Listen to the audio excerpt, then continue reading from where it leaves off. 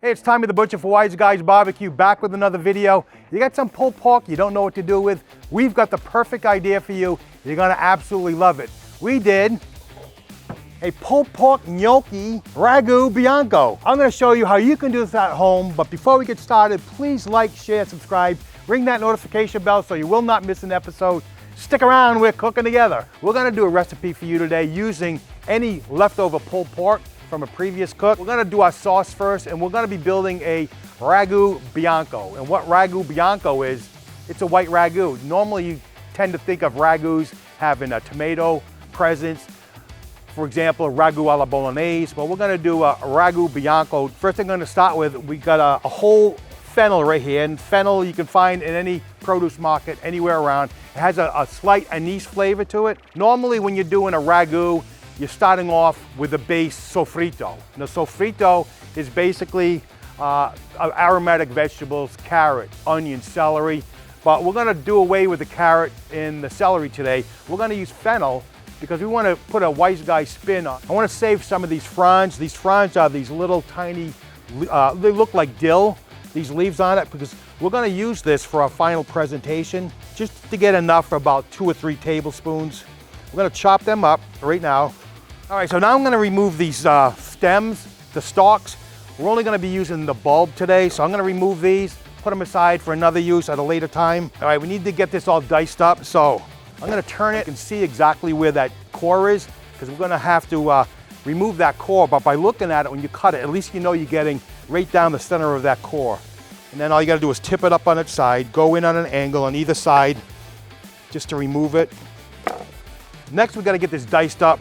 Very similar to like you're dicing an onion, and you basically just want to make a couple of horizontal cuts and then a few vertical cuts. We're looking for about a 1/4 inch dice. Another easy way, what you could do is remove the individual layers of this fennel, and you can just kind of go down, slice them up in matchsticks, and then just go across and just dice it up that way. All right, our fennel is all set. I'm gonna add it to a bowl. I already have 1 large sliced onion, so we'll add the fennel to the onion. So I got my pan on about a medium heat, maybe medium high. We're gonna start with 4 ounces of diced pancetta. All right, our pancetta has rendered down nicely. It's been about 4 or 5 minutes. We're gonna add our fennel and our onion. We're gonna get this all browned off. So we're gonna let this go for about maybe 5 or 7 minutes. We're gonna raise the heat up a little bit to speed that process along. All right, our sofrito is done. I actually did put a lid on it. It only took about 5 minutes tops, so we have the color we're looking for. We got a lot of fond forming at the bottom of the pan, which means there's great flavor there. So once we start deglazing this, it's all gonna come together. All the flavors are all gonna start to blossom. Next, we're gonna go in with 4 cloves of minced garlic, and I got 2 teaspoons of fresh chopped thyme. Doesn't need a whole lot of salt because that pancetta has rendered down and that's giving it quite a bit of saltiness. So I'm gonna go in with some fresh cracked black pepper and just a pinch of salt, not too much. We're gonna crank up the heat to medium high. And we're gonna deglaze with about a cup of white wine. We're using a Chardonnay in this case, whatever you like, any white wine you like, so long as it's not something with sugar in it. A dry white wine such as Chardonnay or Sauvignon Blanc works very well. So we're gonna add about a cup of white wine. Well, that was a heavy cup. All right, this is coming along really nice. Our wine has reduced to about half. We got all that alcohol cooked off. So now we're gonna add about a cup of chicken stock, just to get a little bit more liquid present in there. And we're gonna let this reduce just slightly. We're not gonna go quite half on this. You know, over the years, I've always enjoyed doing backyard barbecue for family and friends. I've gone anywhere from 10 people on up to 60. And no matter what, I always plan to have twice the amount I need. I guess that's just the Italian heritage in me. You don't want to see any of your guests come up short. So, you know, I have actually gone 5 full days eating leftovers to the point where you just reach your saturation point where that's it. I cannot do any more leftover barbecue anymore. And I didn't want to do just your old typical pulled pork nachos, that type of thing. That's run of the mill. It's very popular, it's very common, very ordinary. So that's what inspired me to do this for you today. This pulled pork ragu bianco. It's not that difficult. And another thing, we're gonna be doing it with gnocchi. We're actually gonna be making our own gnocchis coming up. You don't have to do it with gnocchi. You can actually just do any type of dry pasta. Rigatoni will work great with this. Pappardelle, any hearty, good-sized pasta, dry pasta will be bomb with this ragu, let me tell you. All right, I've lowered the heat now. This is coming along well. So now we're gonna add half a cup of heavy cream.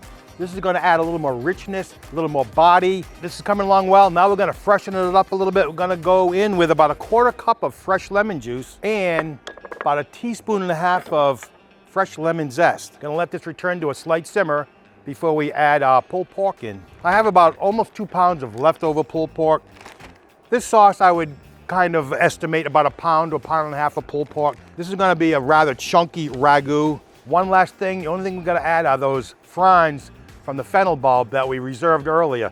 We're just gonna add that in the last second. This will just create a little bit more freshness. All right, our ragu bianco is done. It looks fantastic. I'm gonna put a lid on it and I'm gonna let it just hang out here while we focus our attention. We're gonna get started on the gnocchi. You wanna use russet potatoes. You wanna use large ones. Just bake them off 400 degrees until they're nice and soft. So we're gonna get these cut in half. Just gonna scoop out all the meat into a bowl. You want the potatoes somewhat warm rather than fully cooled off. It'll just work with you so much better than when they're fully cooled. You can't just mash the potatoes for potato gnocchi. It's not gonna work. So we're gonna run these through a potato ricer. I'm only gonna fill this up about halfway. I found it's much easier if you don't overload these things. That's all there is to it. You wanna create like a little bit of a bowl, a little bit of an indentation. And we're gonna add 2 egg yolks. And I'm gonna add just a little bit of salt, a pinch of salt. And we're gonna start with our flour. We've got all-purpose flour, 3/4 cup. And I'm gonna sift this as I apply it. The majority of this dough is potato, and you want it to keep very light. You wanna keep it very fluffy. Try to stay away from kneading it as much as you can, because the more you work this, the more you're gonna activate the glutens. I'm gonna use a dough paddle. You can use a cutter, a bench scraper, and just little by little, start cutting this in. And once you get it all incorporated, it's gonna be kind of wet and sticky. Just start adding flour as needed. We're gonna use just about all of this 3/4 cup. All right, this is coming together pretty nicely, but one thing I do notice, it's rather sticky, so we're just gonna add a little bit more flour to that. All right, our dough is feeling good. It's dried up now, so I'm gonna cup them, and that'll help us to roll these out. We wanna form logs about 3/4 inch. Now, when you're doing this, put as little pressure as you possibly can. Too much pressure, you're only gonna flatten it out. I have a bad habit of doing that, so I just have to realize to back off on the pressure and just go very, very lightly. As you're rolling these little logs out, if you should feel any stickiness to the dough whatsoever, don't be afraid, just go in there and just add a little more flour. At this point, we wanna get these cut into about 3/4 inch little pieces. They'll look like little pillows, basically. So there you have it. We have all our gnocchi pillows all made. Now you can absolutely stop right here and cook them off. There's no need to go any further. But if you want to finish them off in a traditional form, there's 2 ways you can go about doing that. You can use the tines of a fork, just placing a fork upside down, rolling it over those tines just to form these little ridges. That's a traditional classical way. Or you can get one of these. It's actually like a gnocchi paddle. So it's very simple. Just flour your paddle up a little bit and just put a little pressure and then just roll it over. This would be a good job. If you have a sous chef in the kitchen, this would be a good job for them. Make your gnocchi dough, get it all rolled out, give them the paddle, put them in the corner of the room and let them do it. Well, there they are. So let's continue on. Our water's boiling.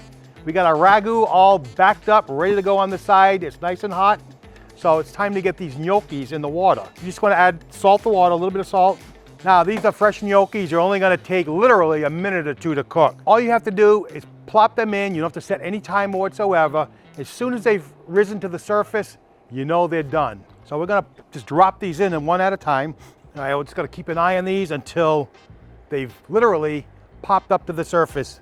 Just drop them right on top. We're gonna finish that off with about 1/2 cup of freshly grated Pecorino Romano. Get this all blended, all tossed nicely. So that's it, everything's nice and incorporated. We're gonna serve this up family style. So I have a nice big platter here. All you gotta do is take this goodness and just dump it right out onto the plate. Look at that.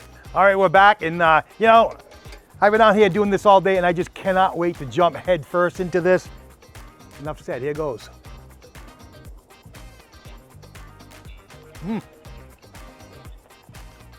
Wow, that is a flavor explosion. I'm telling you, absolutely delicious. So glad I got to do it for you, and I hope you do it for yourself. I'm Tommy the Butcher for Wise Guys Barbecue. Please like, share, subscribe, ring that notification bell so you will not miss an episode. Thank you so much for watching. I can't wait to see you next time.